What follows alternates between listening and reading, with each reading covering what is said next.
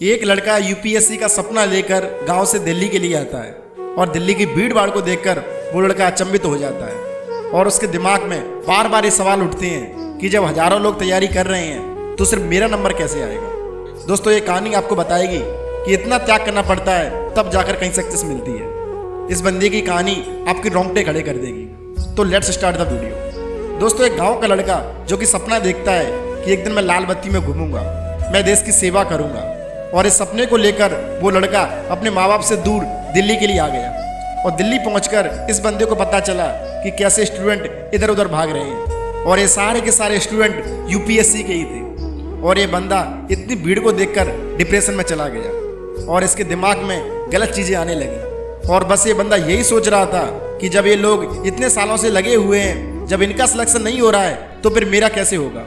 और अब ये बंदा पूरी तरह से टूट गया है और इस बंदे ने वापस घर जाने का प्लान बना लिया।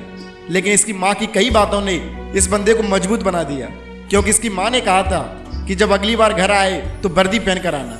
और इस शब्द ने इस बंदे को फौलाद बना दिया और बंदे ने ये ठान लिया कि अब चाहे कुछ भी हो जाए मैं यूपीएससी पास करके ही रहूँगा। और ये बंदा हर रोज अपने आप को आईने में देखता और सोचता कि मैं एक दिन आईपीएस जरूर बनूंगा, क्योंकि मैं अपनी माँ से वादा करके आया हूँ कि मैं कामयाब जरूर बनूंगा।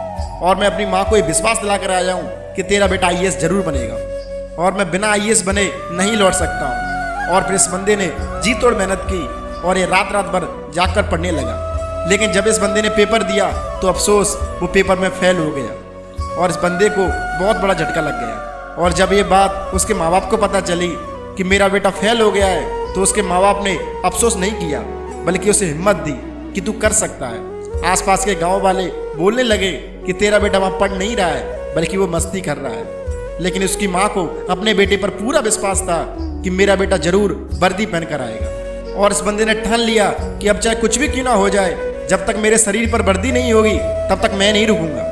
मैं एक दिन इन गालियों का शोर तालियों में बदल दूंगा। मैं नंगे पैर मेहनत करूंगा। और इस बंदे ने फिर से मेहनत करना शुरू कर दिया और इस बंदे ने प्री और मेंस दोनों एग्जाम निकाल दिए। और अब ये बंदा सोचने लगा कि अब सिर्फ इंटरव्यू ठीक से चला जाए तो मैं आईपीएस बन जाऊंगा। और जब इसका इंटरव्यू हुआ तो ये बंदा इंटरव्यू में फेल हो गया।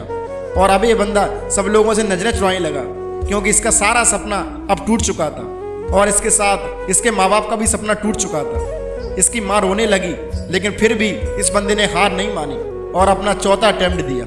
दोस्तों, एक मिडिल क्लास फैमिली के लिए बाहर रहकर पढ़ना कितना ज़्यादा मुश्किल होता है ये तो शायद आप लोग जानते ही होंगे। एक मिडिल क्लास बंदे को ज़्यादा चांस नहीं मिलते और इस बंदे को 3 अटेम्प्ट मिले थे, क्योंकि दिल्ली का खर्च एक मिडिल क्लास इंसान को रोड पर लाकर खड़ा कर देता है। दोस्त, इतनी परेशानियों में हर कोई हार मान जाता है, लेकिन फिर भी इस बंदे ने हार नहीं मानी और दूसरों के घर टॉयलेट साफ कर करके इस बंदे ने पैसे जमा किए और तैयारी की।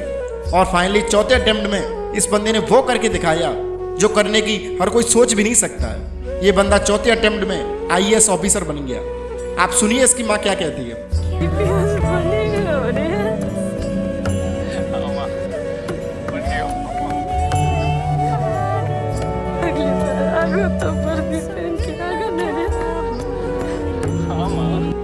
दोस्त, मन में जुनून हो और अपने आप पर पूरा विश्वास हो तो दुनिया की कोई भी ताकत आपको कामयाब होने से नहीं रोक सकती है।